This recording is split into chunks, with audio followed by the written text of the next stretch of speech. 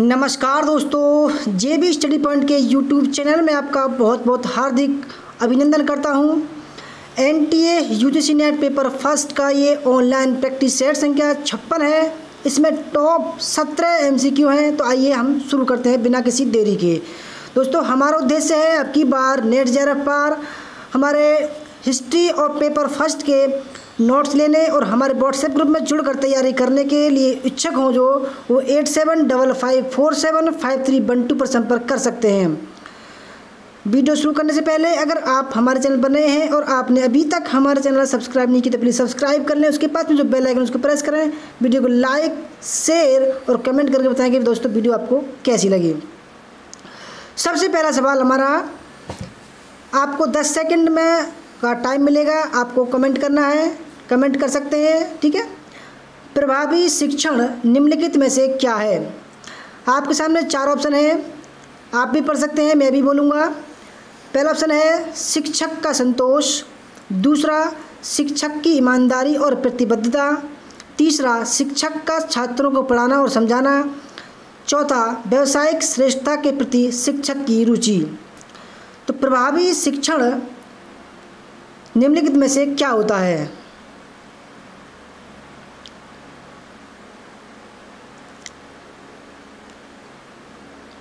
आपको 10 सेकंड का समय है, आप कमेंट कर सकते हैं।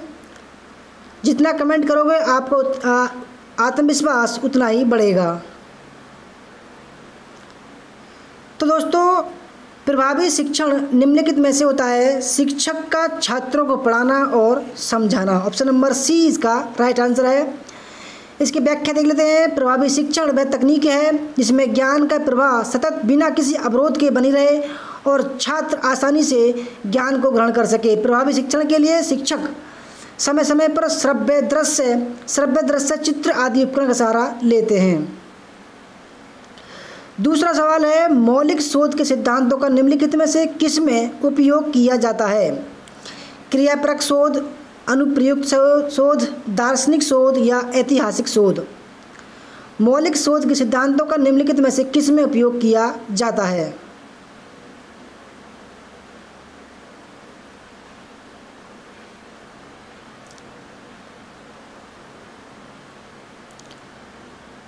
तो फ्रेंड्स 10 सेकंड का समय आपको हर एक सवाल में दिया जाएगा। तो फ्रेंड्स इसका सही आंसर है अनुप्रयुक्त शोध। इसकी व्याख्या से दोस्तों ऐसा होता है कि आप उसके बारे में अच्छी तरीके से जानकारी प्राप्त कर लेते हैं। अनुप्रयुक्त शोध का मतलब होता है अप्लाइड रिसर्च। टाउनसेंड 1953 के अनुसार जब कोई अनुसंधानकर्ता का उद्देश्य उपयोगिता की दृष्टि से किसी व्यवहारिक समस्या का समाधान प्राप्त करना होता है तो ऐसे अनुसंधान को व्यवहारिक अनुसंधान कहते हैं। इस प्रकार के अनुसंधान में अनुसंधानकर्ता विज्ञान की नई तकनीक का उपयोग करके विशिष्ट सामाजिक समस्या का समाधान करता है। तीसरा सवाल आपके सामने, एक कार्यशाला होती है, यानी कि कार्यशाला मतलब होता है वर्कशॉप। एक वर्कशॉप क्या होता है? ऑप्शन नंबर फर्स्ट, किसी विषय पर चर्चा के लिए सम्मेलन, दूसरा किसी विषय पर चर्चा के लिए बैठक, तीसरा किसी कॉलेज या विश्वविद्यालय में कक्षा जहां अध्यापक और विद्यार्थी किसी विषय पर चर्चा करते हैं, चौथा एक छोटे ग्रुप के लिए संक्षिप्त गहन पाठ्यक्रम जिसमें किसी विशेष समस्या के समाधान के लिए कौशल या तकनीक के विकास पर बल दिया गया हो।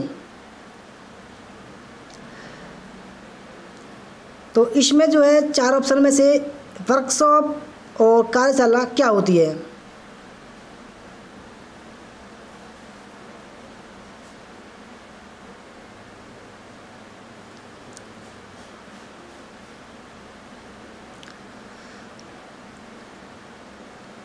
तो फ्रेंड्स एक कार्यशाला जो होती है वो ऑप्शन नंबर डी, एक छोटे ग्रुप के लिए संक्षिप्त गहन पाठ्यक्रम जिसमें किसी विशेष समस्या के समाधान के लिए कौशल या तकनीक के विकास पर बल दिया गया हो।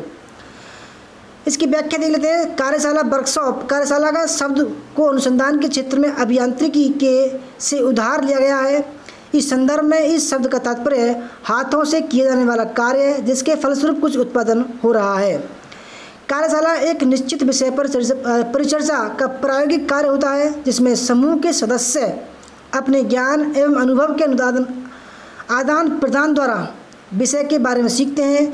कार्यशाला में प्रायोगिक कार्य और ज्ञान को अधिक महत्व दिया जाता है।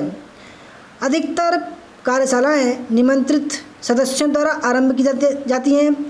भागीदार दी गई समस्या या विषय पर कार्य प्रारंभ करते हैं। जो पार्टिसिपेट होते हैं दोस्तों वो एक जो वर्कशॉप का जो सब्जेक्ट होता है उसके समस्या पर जो या विषय है उस पर कार्य करते हैं। और जो बुलाए जाते हैं यानी कि जो रिसोर्स मेंबर होते हैं वो व्याख्यान देते हैं केवल। चौथा सवाल है, शिक्षक जब अपने विद्यार्थी के साथ संप्रेषण करता है तो महत्वपूर्ण होता है। संप्रेषण माना होता है वार्तालाप या पढ़ाना, ठीक है। जैसे मैं बोल रहा हूँ, ये भी एक प्रकार का संप्रेषण है। तो पहला ऑप्शन है सहानुभूति, तदनुभूति, उदासीनता या विद्वेष। तो शिक्षक जब अपने विद्यार्थी के साथ संप्रेषण करता है तो इन चारों में से क्या महत्वपूर्ण होता है। दोस्तों विशेष सिलेक्टेड सवाल है ये।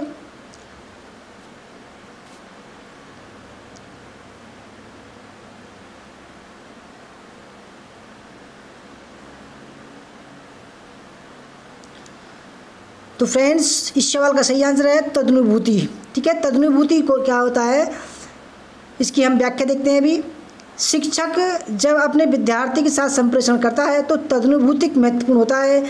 तदनुभूति से तात्पर्य दूसरे की भावनाओं के प्रति एक सांवेगिक अनुक्रिया करना है जो दूसरे व्यक्ति की भावनाओं के समान हो, ठीक है। यानी कि विद्यार्थी के सोच के अकॉर्डिंग ही अपनी बातों को उसके साथ में तालमेल से रखना।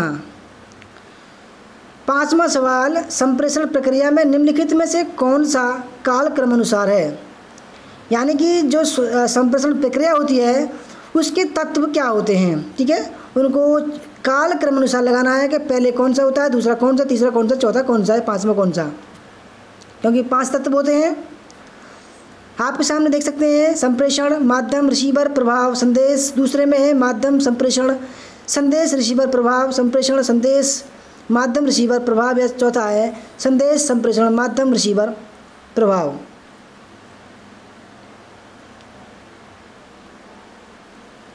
कोई भी संदेश होता है तो दोस्तों इसका सही आंसर हो जाएगा ऑप्शन नंबर सी, क्योंकि सबसे पहले होता है मैसेज को भेजने वाला, ठीक है। संप्रेषण उसको बोलते हैं संप्रेषक। क्या भेजता है, वो भेजता है संदेश, ठीक है। संदेश भेजता है, फिर वो एक माध्यम के थ्रू जाता है, माध्यम। उसके बाद में एक रिसीवर होता है उसे प्राप्त करने वाला, ठीक है। यानी कि मैं आपको कुछ बोल रहा हूँ तो आप क्या हो गए, रिसीवर।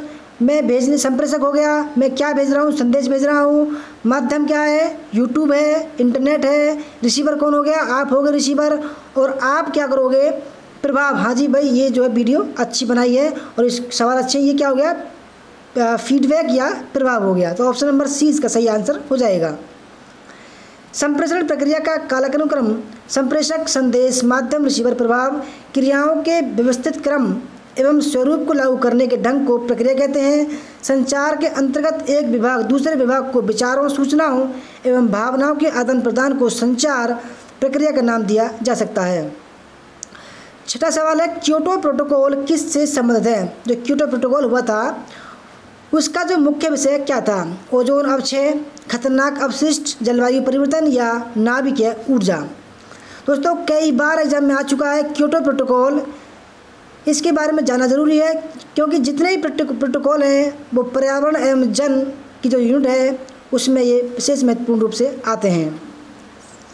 तो फ्रेंड्स क्योटो प्रोटोकॉल जो है वो जलवायु परिवर्तन से संबंधित है, ठीक है। इसकी व्याख्या देखते हैं। क्योटो प्रोटोकॉल जलवायु परिवर्तन पर संयुक्त राष्ट्र के सहयोग के तहत क्योटो प्रोटोकॉल एक अंतर्राष्ट्रीय संधि है जो औद्योगिक देशों द्वारा ग्रीन हाउस गैस के उत्सर्जन पर प्रतिबंध लगाता है।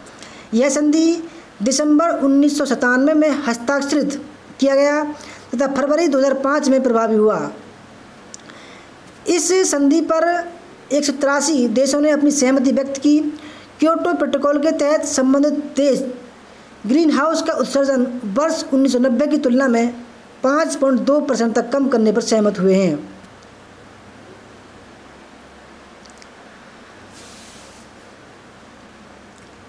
7वां सवाल है नैदानिक मूल्यांकन अभिनिश्चित करता है।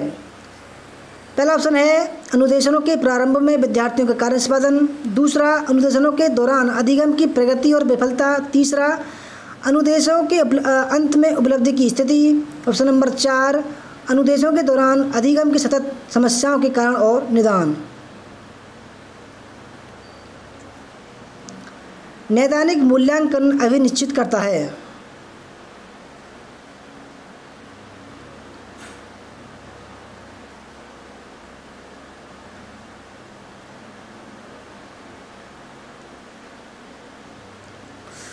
तो फ्रेंड्स 7 का जो सही आंसर है वो है ऑप्शन नंबर डी, अनुदेशों के दौरान अधिगम की सतत समस्याओं के कारण और निदान के लिए।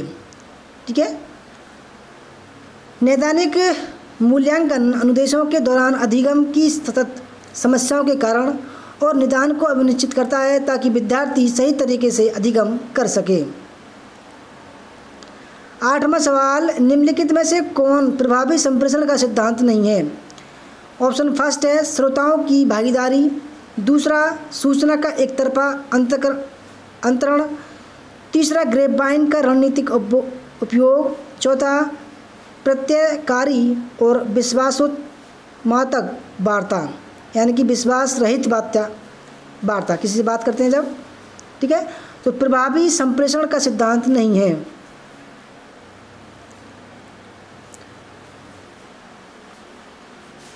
तो फ्रेंड्स प्रभावी यानी इफ़ेक्टिव कम्युनिकेशन क्या होता है, यानी कि दोनों तरफ, ठीक है, यानी कि एक आदमी दूसरे को बोल रहा है, दूसरा समझ रहा है और दूसरा भी बोल रहा है। ठीक है, यानी कि इन चारों में से सूचना का एक तरफा अंतरण जो है वो प्रभावी संप्रेषण का सिद्धांत नहीं है। सूचना का एक तरफा अंतरण के कारण सभी लोगों तक सूचना का संप्रेषण नहीं हो पाता, इसलिए यह प्रभावी संप्रेषण का सिद्धांत नहीं है। 9वां सवाल है निम्नलिखित में से कौन सी घटना एक प्राकृतिक खतरा नहीं है। बिजली कौंधना, भूस्खलन, रासायनिक संदूषण या दावाग्नि। दावाग्नि का मतलब होता है जो वनों में आग लग जाती है, ऑटोमेटिक आग लगती है। जैसे आपने सुना होगा ऑस्ट्रेलिया में आग लगी थी, न्यूजीलैंड में आग लगी थी, तो वो दावाग्नि होता है। ठीक है, भूस्खलन बड़े बड़े पहाड़ जो होते हैं वो छोटे छोटे पत्थर में टूट जाते हैं। ठीक है, बड़े बड़े पहाड़, और सड़क जो है बंद हो जाती हैं, कभी कभी गांव के ऊपर गिर जाते हैं वो। बिजली कौंधना आप जानते होंगे, बिजली कड़कना। रासायनिक संदूषण यानी कि जैसे परमाणु विस्फोट। दोस्तों प्राकृतिक खतरा कौन सा नहीं है, एक रासायनिक जो संदूषण है वो प्राकृतिक खतरा नहीं है, जबकि बिजली कौंधना, भूस्खलन और दावाग्नि जो है वो प्राकृतिक खतरा है।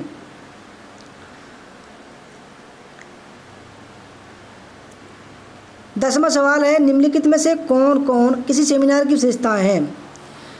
पहला है यह एक एकात्मिक अनुदेशन का प्रकार है, दूसरा इसमें प्रश्न करना, चर्चा एवं वाद विवाद शामिल है, तीसरा इसमें व्यक्तियों के बड़े समूह शामिल होते हैं, चौथा इसमें कौशलयुक्त व्यक्तियों की संलिप्तता की आवश्यकता होती है। तो ये जो 4 ऑप्शन हैं इनमें से कौन कौन सेमिनार की विशेषताएं होती हैं।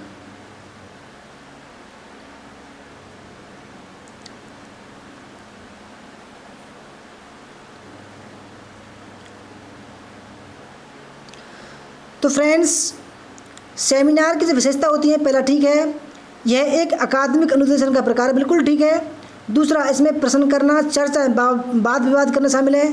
तीसरा गलत है क्योंकि ये छोटे रूप में भी हो सकता है, ज़रूरी नहीं है व्यक्तियों के बड़े समूह द्वारा शामिल होता है, जबकि वो सम्मेलन होता है। ठीक है, बड़े समूह वाला। चौथा इसमें कौशलयुक्त व्यक्तियों की संलिप्तता की आवश्यकता होती है, बिल्कुल ठीक है। तो ऑप्शन नंबर इसका सी इसका सही आंसर हो जाएगा, यानी कि 1, 2 और इसमें 4 ऑप्शन। सेमिनार या संगोष्ठी एक सभा होती है जिससे सूचनाओं का आदान प्रदान के साथ साथ परिचर्चा भी की जाती है, किंतु संगोष्ठी सम्मेलन की अपेक्षा छोटे स्तर पर होती है। संगोष्ठी अधिक सीमित एवं औपचारिक प्रकृति की होती है, जबकि सम्मेलन अधिक विस्तृत एवं अनौपचारिक प्रकृति का होता है। संगोष्ठी में परिचर्चा सीमित समय में अधिक गंभीर विषयों पर होती है, प्रत्येक सदस्य को संगोष्ठी में विचार रखने पड़ते हैं, तत्पश्चात उस पर परिचर्चा शुरू होती है। 11वां सवाल है शोध प्रबंध लिखने का प्रारूप वही होता है जो निम्नलिखित में से होता है। पहला ऑप्शन है शोध पत्र या लेख तैयार करना, दूसरा संगोष्ठी प्रस्तुतिकरण का लेख, तीसरा शोध के लघु शोध प्रबंध में, ऑप्शन नंबर 4 कार्यशाला या सम्मेलन में लेख प्रस्तुत करना। तो शोध प्रबंध लिखने का प्रारूप वही होता है जो इन चारों में से कौन सा होता है।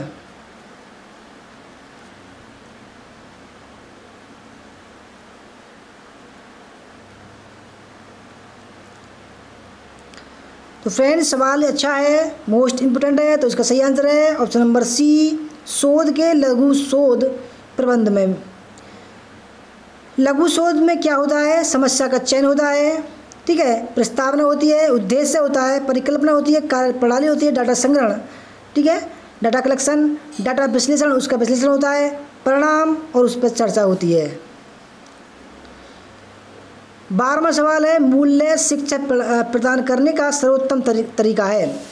शास्त्रीय ग्रंथों पर चर्चा, दूसरा मूल्यों पर व्याख्यान परिसंवादात्मक विवरण, तीसरा मूल्यों पर संगोष्ठियाँ परिसंवाद, या चौथा मूल्यों पर आदर्शात्मक प्रस्तुति या विमर्शी सत्र। तो मूल्य शिक्षा प्रदान करने का सर्वोत्तम तरीका है।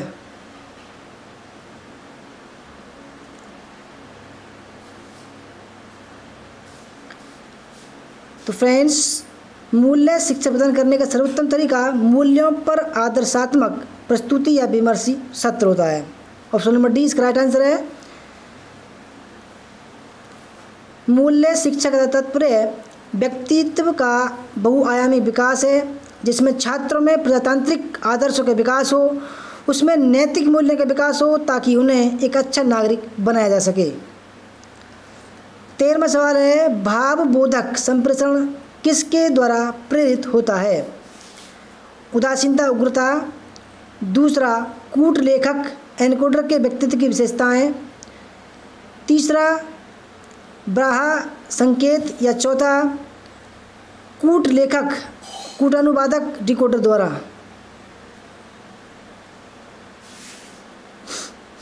भावबोधक expressive communication is driven by. तो फ्रेंड्स भावबोधक संप्रेषण जो होता है वो कूट लेखक एनकोडर के व्यक्तित्व की विशेषताएं होती हैं, ठीक है। ऑप्शन नंबर बी इसका सही आंसर है। संचार की प्रक्रिया में निम्नलिखित 5 तत्व महत्वपूर्ण हैं। संप्रेषक, सूचना का माध्यम, सूचना का प्राप्तकर्ता या प्रत्युत्तर, वांछित प्रतिक्रिया या फीडबैक। भावबोधक संप्रेषण कूट लेखक एनकोडर के व्यक्तित्व की विशेषताओं से प्रेरित होता है। 14वां सवाल भारत सरकार की जलवायु कार्य योजना के अंतर्गत 8 लक्ष्यों में निम्नलिखित में कौन सम्मिलित नहीं है। सौर शक्ति, अपशिष्ट ऊर्जा, वनीकरण या नाभिकीय ऊर्जा। तो फ्रेंड जो भारत सरकार है उसमें की जो एक योजना है जलवायु कार्य योजना, उसके अंतर्गत 8 लक्ष्य हैं, इन चारों में से कौन से 8 लक्ष्य में शामिल नहीं हैं।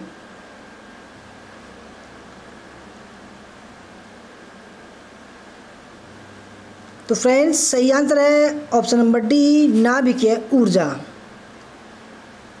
भारत सरकार की जलवायु कार्य योजना के अंतर्गत 8 लक्ष्य इस प्रकार हैं। सौर ऊर्जा, ऊर्जा क्षमता बढ़ाना, टिकाऊ विकास, जल संरक्षण, हिमालयी परिस्थिति तंत्र को टिकाऊ बनाना, ग्रीन इंडिया, ठीक है, ग्रीन इंडिया, टिकाऊ कृषि तथा जलवायु परिवर्तन के लिए ज्ञान का रणनीतिक मंच। कोठारी आयोग प्रतिवेदन का शीर्षक था शिक्षा एवं राष्ट्रीय विकास, learning to be adventure, diversification of education, लोकतंत्र में शिक्षा एवं समाजीकरण।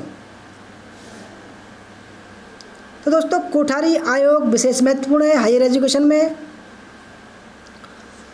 कोठारी आयोग का जो प्रतिवेदन था उसका शीर्षक क्या था।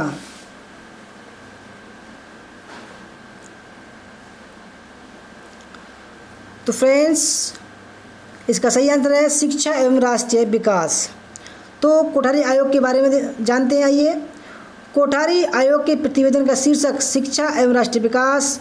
कोठारी आयोग 1964 पहला ऐसा शिक्षा आयोग था जिसमें सामाजिक बदलावों को ध्यान में रखते हुए अपना सुझाव दिया।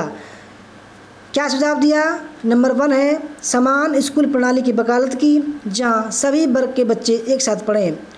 दूसरा, समान पाठ्यक्रम के द्वारा बालक बालिकाओं को गणित एवं विज्ञान की शिक्षा दी जाए। तीसरा, 25% माध्यमिक स्कूलों को व्यावसायिक स्कूल में परिवर्तित कर दिया जाए। और ऑप्शन नंबर 4 यह त्रिभाषा सूत्र आदि। 16वां सवाल, राधाकृष्णन आयोग के अनुसार उच्च शिक्षा का उद्देश्य है। पहला ऑप्शन है लोकतांत्रिक मूल्यों एवं शांति व सौहार्द का विकास करना। दूसरा, राजनीतिक प्रशासन, उद्योग एवं वाणिज्य में योगदान देने वाले महत्वपूर्ण व्यक्तियों का निर्माण करना। ए और बी दोनों उपयुक्त में से कोई नहीं। तो राधाकृष्णन आयोग जो उच्च शिक्षा के लिए था उसका उद्देश्य क्या था?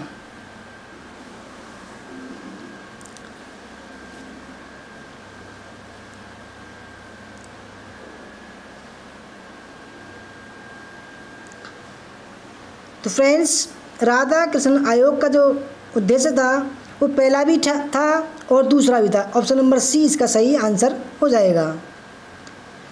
राधाकृष्णन आयोग सन 1948 में डॉक्टर एस राधाकृष्णन की अध्यक्षता में गठित हुआ। ए और बी दोनों उद्देश्यों के अतिरिक्त उच्च शिक्षा में सुधार हेतु गठित हुआ, लेकिन माध्यमिक स्कूलों के शिक्षकों को रिफ्रेशर कोर्स चलाने तथा माध्यमिक स्तर पर अंग्रेजी की शिक्षा अनिवार्य करने का सुझाव दिया। लास्ट सवाल है अधिगम में शिक्षक की भूमिकाओं का सबसे महत्वपूर्ण पक्ष क्या है? पहला ऑप्शन है आंतरिक विकास करना, जो पर्याप्त निष्पादन के रचकों में परिणत हो जाए। दूसरा, आंतरिक विकास करना जिससे खतरों एवं किसी के जाल में फंसने से बचा जा सके। तीसरा, प्रोत्साहन एवं नैतिक सहारा देने का प्रबंध करना। चौथा, सतत निदान एवं उपचार सहायता का प्रबंध करना। तो अधिगम में शिक्षक की भूमिकाओं का सबसे महत्वपूर्ण पक्ष क्या है?